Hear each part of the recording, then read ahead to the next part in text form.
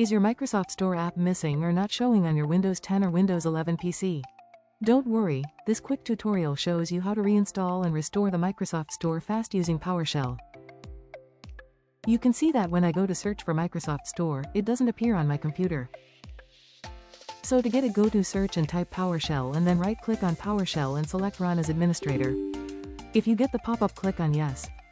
Now go and paste following command in PowerShell. I will provide this command in description. This PowerShell command re-registers and reinstalls all built-in Windows apps, including Microsoft Store, for all user accounts.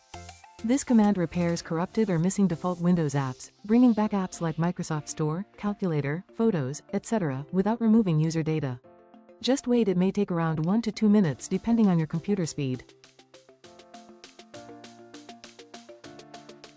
If you get error in between, then it is common and normal because some system apps are protected, in use, or missing files, which causes normal re-registration failures during the process, and it is completely okay.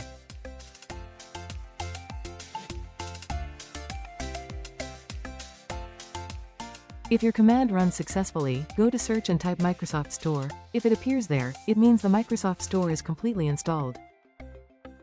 In this way we can install or reinstall Microsoft Store if missing without losing any data.